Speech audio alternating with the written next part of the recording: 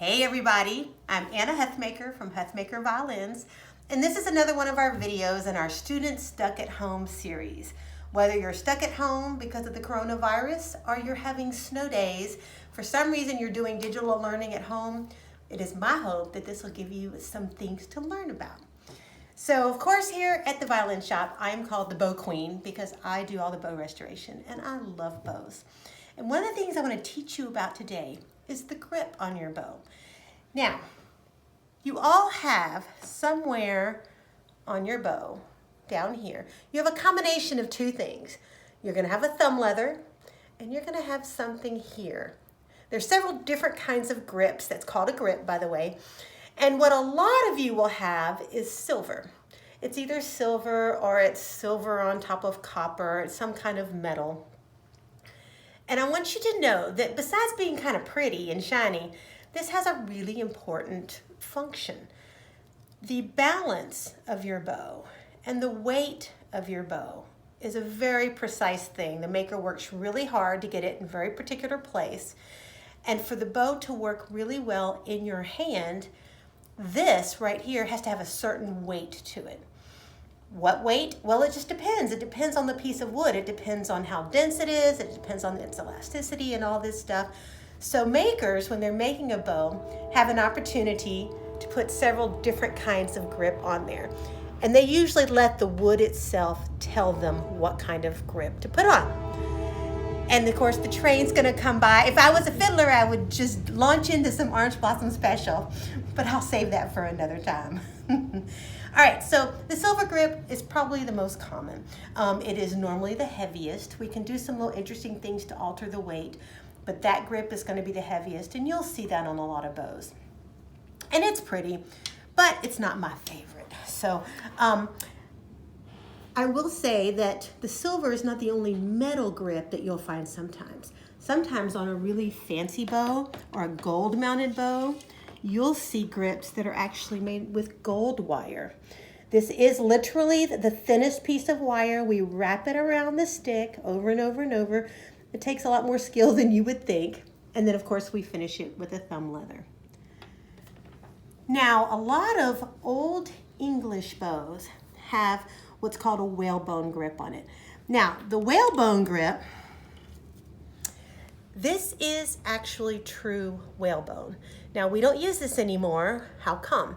Well, because we don't believe in killing whales. They're beautiful. But, 100, 150 years ago, they were killing whales, and they used the bone to make these beautiful grips. They're usually like a tan and a black, and that is two strips of bone, two different colors. And working with real whalebone, it's kind of cool. I got to see it done once. It's actually quite brittle. And what you have to do is you have to drop it into boiling water and kind of like spaghetti, kind of cook it up.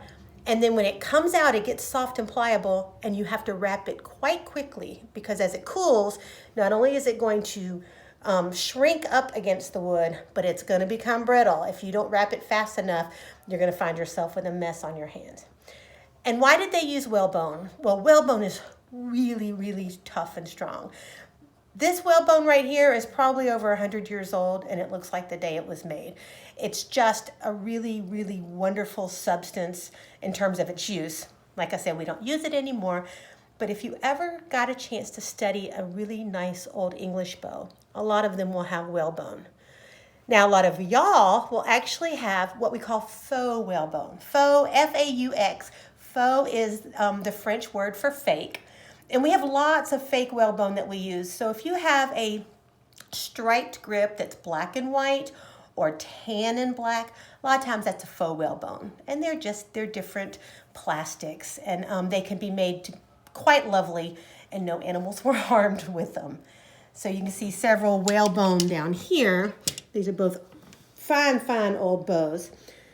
Now, I mentioned that the silver was not my favorite. Let me tell you about my favorite. So my favorite is actually the lightest of the grips. So if you had a bow and the wood was pretty dense and pretty heavy and you didn't want to add a lot of weight, you would actually make a silk grip. So you see I have several different examples here. These are silk. It's like embroidery thread, just like if you were making something embroidered. and you wrap it around the stick. You can do different patterns, you see. And silk comes in every color of the rainbow. So a lot of times people will use silk grips to kind of personalize their bow, to make it fun. If pink and purple are your favorite colors, you can do that.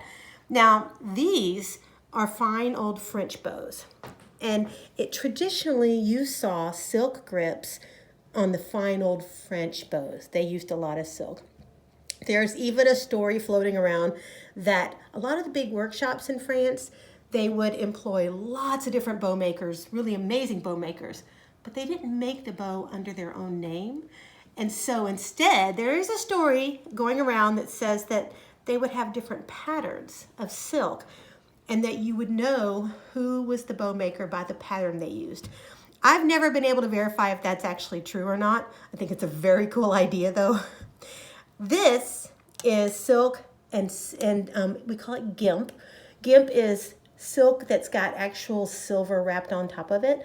This is the same thing, but it's gimp, it's gold. Or some people call it tinsel also. So you see how vibrant and pretty it is. It's the black silk thread with a gold wrapped with it. This is my particular favorite. So your homework, so you got 2 extra credits today. The first thing I want you to do, go out, go get your bow and look at it and see what kind of grip do you have. Do you have metal? Do you have a faux whalebone? Or do you have silk on your bow? And that's the first thing I want you to do. So here's your fun extra credit for the day. This is a German bow by a maker by the name of Frechner. And your extra credit is to learn how to spell Frechner. P-F-R-E-T-Z-S-C-H-N-E-R. We had a staff meeting for our violin shop once a few years ago, and we had a spelling contest, and that was one of the things we all had to be able to spell was Frechner. Frechner is a great maker, and so go and Google Frechner, learn to spell it, and learn about their bows. I hope you learned a little something today. I'm Anna Huthmaker with Huthmaker Violins, and I look forward to seeing you at the next video.